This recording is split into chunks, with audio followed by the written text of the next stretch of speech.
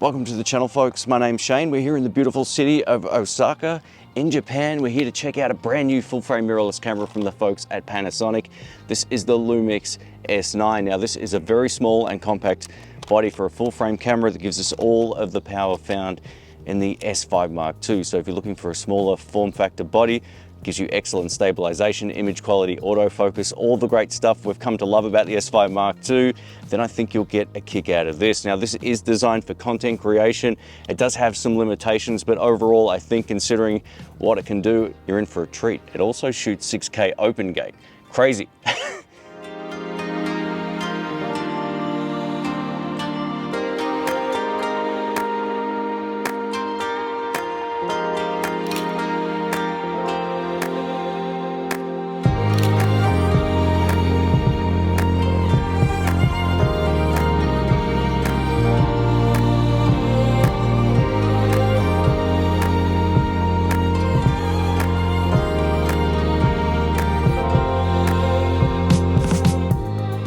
Before we get into it, a huge thank you to Panasonic for sending us out to this event, which is why it says paid promotion somewhere. This video is sponsored by them. They flew myself and Rhiannon out here. They're also letting me hold onto this S9 full frame camera here. And they've also provided a brand new Pancake lens, which I'll share with you in just a moment. But a massive thanks to them for this experience and this opportunity. I really appreciate it. Just know all thoughts about this will be my own, as per always, because there's a few things you need to know about this if you're on the fence between, say, this and the S5 Mark II. Obviously, I've only had this camera for a few days, so consider this a first look at the Panasonic S9 using the pre-production firmware. Let's get into it. The Panasonic S9 is loaded with a 25 megapixel full frame sensor, and this is the same sensor that we found on the S5 Mark II and X. So if you plan on shooting in Vlog, we get 14 plus stops of dynamic range. Panasonic's intention with the LUMIX S9 was to create a social media camera that excels at transferring files from the camera to the phone nice and simply. There's a brand new MP4 light codec option in the menu, which allows you to send files nice and fast to your phone. You can then edit and color grade your footage from your phone and then deliver that up on social media. They've really simplified how all of this works, and we'll take more of a look at that in just a moment. But the great news with this is it also shoots 42210-bit. We get MOV and MP4 and all the same great codecs found in the Panasonic S5 Mark II. One of the biggest upgrades to the Panasonic S9 is the real-time LUT feature. So previously on the S5 Mark II and X, you could import a LUT and record with that particular LUT over Vlog or any of the picture profiles for both video and photo work. But now you can import and blend between two at the same time, which is a massive upgrade. Thanks to the LUMIX Lab app, we can now also import up to 30 LUTs and preview what they look like on your phone before adding them to the camera. This entire process has been streamlined. It's so much easier than the old way of diving through the menus and trying to find how to do it. So if you're new to shooting, this camera makes that entire process a whole lot easier to get creative looks that you actually like. One of my favorite features on the new S9 is something called hybrid zoom. This allows me to take my 20 to 60 millimeter kit lens and I can punch so much further in than 60 millimeters with this particular feature on. I would compare this to something similar to Sony's clear image zoom, but the great news is all I have to do is turn the zoom ring to have it work, and I'll show you an example of how far you can punch in at 60 millimeters on this lens using this new hybrid zoom. Now pair that with the awesome in-body image stabilization and E-Stabilization or IS boost, which locks it off almost like a tripod shot when shooting handheld, and you've got yourself a very impressive zoom lens and also excellent stabilization, as you can see from these examples. Since using the hybrid zoom, I just leave this on. This 20 to 60 millimeter kit lens gives me far more reach, and it saves you from having to buy another lens at no visual expense to image quality, at least from what I can see editing all of these files on my MacBook. Let's talk photography. So one of the things missing from the Panasonic S9 is a mechanical shutter. Now, before everyone gets up in a tizzy, sure, if you're a serious photographer, it's a deal breaker, but there's plenty of other great cameras from Panasonic or other brands that have that. But in my experience shooting with this camera, I didn't even realize it didn't have a mechanical shutter until the second last day when I'm shooting this. So all of the photo samples you've seen on screen were with the Panasonic S9, and I'm really happy with the results. We get great dynamic range, and it had no problems keeping up in terms of autofocus performance or anything like that. I didn't notice any of that typical rolling shutter issue that you might get with not having a mechanical shutter. But I own a Sony FX30 and I've never had that problem with that camera either. And the same with this, so it's performed great. Although I'm not a serious photographer, I'm more of a video guy, I didn't realize it didn't have a mechanical shutter until I started going through the menu. But my favorite photographic feature of them all is the handheld high resolution mode. This allows you to compile an image in camera that gives you a whopping 100 megapixel image at the end, giving you so much more details. You can just punch right in and crop and reframe, all that kind of stuff. This is especially helpful for while I'm on vacation here, or work trip, or whatever you want to call it. I can just capture a scene, punch right in and get really detailed images. Just to reiterate, this camera is aimed towards content creators for social media platforms, not necessarily a professional photographer, but you can still get excellent results out of this camera, even if the mechanical shutter is missing. I've enjoyed my time with this camera and it's just performed really well. So keep that in mind. If you want the best photography features and more photography features, definitely go for the S5 Mark II or X. Let's talk about the handling and design of the S9. Now, one of the things that makes this interesting is that there's no grip. I'm using a small rig cage on here to get some purchase on the body. This body design is a huge departure from the likes of the GH6 or the S5 Mark II or X, for example. So yeah, it's a very different camera body and it only weighs just over 400 grams as is like this. So it's very light, it's very compact. Pair this with a Pancake lens, you can actually fit it in your pocket, which is pretty cool. Now, this might not be the smallest full frame camera on the market, but it's definitely smaller than a lot of the Panasonic bodies I've owned. So small and light is something that you're looking for. This would make a whole lot of sense. Now, this is a fully articulating touchscreen. We get all the same touch functionality that we found on the other Panasonic cameras. You can close it this way. You can have it in selfie mode if you want to face the camera and talk to it, or you can flip it back like this. It's nice and customizable. In terms of resolution, this comes in at 1.84 million dots and it's a 3-inch display. Thanks to the brightness settings of this particular screen, you can turn it up to +2 or +3 and you'll have no problem seeing it on a bright sunny day. I've been using this now for a few days. I've had no problem seeing it outside. Panasonic have kept the camera nice and simple, so our command dial is over here and it has an S and Q mode, so awesome.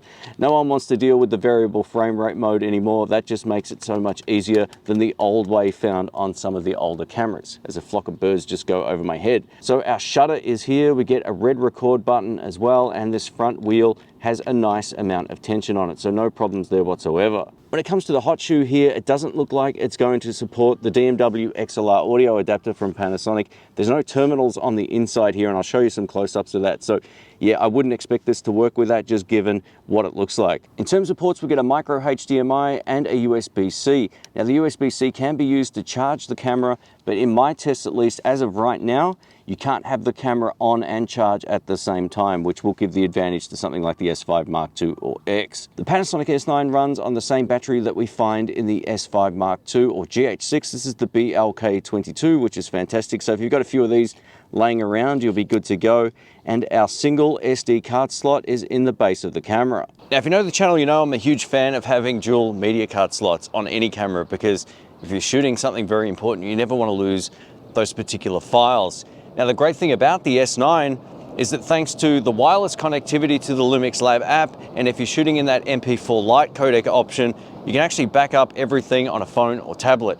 So that's cool. So it does it, but it does it in a very different way when it comes to backing up your files. So as long as you're happy to have your phone on hand or your tablet or whatever the case may be, you can then use that app to back up everything as you shoot, which is pretty cool. In place of the back wheel, there's a thumb rest. So that's it over there. There's no joystick, which took me a little while to get used to. But again, if this is your first camera, you're not going to have a basis for comparison. But I think if you're using something like a GH6 or an S5 Mark II, for example, when you go to this for the first time, it feels very different, but it's nice and small. Let's talk about low light performance. So being that we get a full frame sensor and the same performance out of the S5 Mark II and X, low light performance on this is not a problem whatsoever. So I was able to shoot cleanly up to about 16,000 ISO. You can even push it to 20,000 in a pinch, but you will see some noise in the image. Now, I only tested this in the natural picture profile because I don't really like shooting log when it's nighttime. It's much easier to get clean results or nice results shooting in one of the standard picture profiles. So that's what you're looking at on screen. And as you can see, it's not a problem when it comes to low light performance. All right, let's take a look at the new in-body image stabilization system. So this is with the E-Stabilization set to standard. I'm using the 20 to 60 millimeter kit lens at 20 millimeters f3.5, and this is how it performs. just holding the camera with a Manfrotto Pixie tripod. And now with the E-Stabilization set to high, so if you're new to filmmaking or content creation and you're not the most sturdy, then use this high mode if you're doing a follow shot, for example, or even for vlogging with a wide lens. Now this does crop in a whole lot more, but it allows you to get almost gimbal-like results handheld. It's pretty impressive and is one of my favorite features on this camera. Since having the camera over the last few days, I've been testing the autofocus extensively, and it's as good as the Panasonic S5 Mark II and X since the most recent firmware update, which means we get two options for human tracking, which is either eye and face or human eye, face and body. There's also animal tracking for both animal eye and body or just body only. There's also car and motorcycle tracking, and these work great. And just know if you're shooting in human tracking, for example, and your face is in the scene, it will track that first and foremost. As you move further back, it will then switch to body detection. If you plan on doing any type of vlogging, set the autofocus to eye, face and body, and that's what I'm using to shoot this entire video. And it's just going to work, which is great. This great autofocus performance also translates over to the photography side of this camera. So if you're shooting burst rate, for example, like you can see on screen here, it had no problems keeping up with Rhiannon as she's moving toward or away from the camera. All right, let's quickly talk about this Pancake lens. I'm gonna give you my first impressions and thoughts on it because it's a confusing lens, at least to my mind anyway, and I'll explain why. So this is a 26mm f8, so it's wide enough for vlogging. As you can see right now, it's a great compact lens for this particular camera body system, and it's also very affordable, but it's completely manual focus, which isn't great for beginners, being that also Panasonic just moved to phase detection not long ago. It doesn't seem to make a lot of sense. And it's also locked to f8, which means I can't get the Sunstar effect very well or at all, and I can't also open it up and get more background blur. Now, how I can see this going wrong for a regular user is if you're just getting started, you buy this camera, you buy this lens, you can still be out of focus. Now, while this gives you a deeper depth of focus, look at this. If I'm back focused, I'm out of focus, and if I'm front focused, I'm out of focus. So I need focus peaking on to nail focus properly, and then I'm good to go. And yeah, this has quite a lot of flaring as well. Now, this is quite a cheap lens, so it might not be a deal breaker, but I think this lens would be best suited to someone who's already got some experience in front or behind the camera, and they know how to manually focus, and they know the settings of the camera. They can turn on focus peaking, all that kind of stuff. Otherwise, you're gonna be out of focus, and I think that will be a huge bummer for someone who just bought a phase detection camera. So get the kit lens or the new other zoom, which we'll talk about in a future video, so stay tuned. This lens also has some pretty heavy focus breathing, so I'm focused all the way to infinity. Let me pull focus and zoom in. You can see just how much the bars in the foreground move in and out. So yeah, the focus breathing's quite bad. If you're gonna be trying to operate this lens behind the camera, it's not going to be the most pleasing image. Here's a quick look at 1080p, shooting 30 frames per second, 422 10-bit in the natural picture profile. I have the E-Stabilization on the standard mode, and I'm shooting at f1.8 on the 18mm f1.8 prime lens. Now, Panasonic have great HD, so I expect this to be every bit as good as the rest of the cameras, and this, of course, will be upscaled to 4K on the timeline. Let me give you my first impressions of the Panasonic S9, and a massive thank you to Panasonic for sending us out here. It's been so nice in Osaka. This is one of the most impressive countries I've seen and one of the most beautiful cities. It really is that impressive, and I'll share with you a bit more of the behind the scenes experience on a future video. If you want to see that, subscribe and click the bell. Now, in terms of ergonomics, I gotta say, without this small rig grip cage thing that you screw in on the bottom, I don't like it as much as my S5 Mark II or X. I've got big hands, as you can probably see, and I much prefer a big grip. But unlike the Sony a7C, where I used to bash my fingers against the lens, I don't have that problem on this particular camera body. So it's got a slightly wider feel to it than the Sony a7C, but again, without the grip, it's not as enjoyable to hold, especially for long periods of time. You'll end up just holding it like this. So I can live with that though, considering that this is a more cost-effective way of getting into a full frame camera. Now, of course, the mechanical shutter thing might be a deal breaker for some people, but not others. I think who this is aimed at, it's not that big of a deal. I've been able to get excellent photos with this, or photos up to my standard anyway, and I've been really happy with it. I didn't even realize it didn't have a mechanical shutter until I started going through the photo modes, when I realized there's definitely a few modes missing on this compared to the S5 Mark II. When it comes to shooting video, you'll get the same great image quality out of this as you would with the S5 Mark II, 6K open gate is great, but just know there are time limits on all modes. 6K gives you 10 minutes, 4K gives you 15, and 1080p gives you 20 minutes. And if you can live with that, this is a really great camera, but I don't think it will be everybody's first choice for serious video work. This wouldn't replace my S5 Mark II or X, but it would be a great B camera or travel camera where I know I don't have to shoot for longer than 10 or 15 minutes.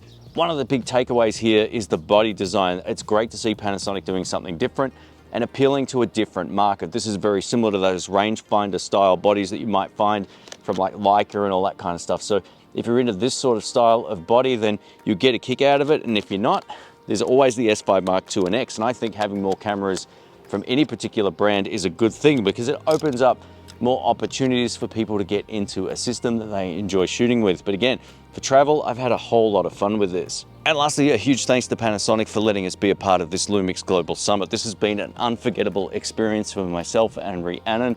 We've had a beautiful time. It's just a beautiful city. The people are lovely. It's great weather, all that kind of stuff. There's just so much history here as well. And I've just enjoyed it to no end. So thank you again to Panasonic. Now, if you want to learn more about this camera, don't forget to subscribe and click the bell. I'll have a few different videos coming up covering this camera in more detail. Thanks again for watching. My name's Shane. I will catch you on the next one. See ya.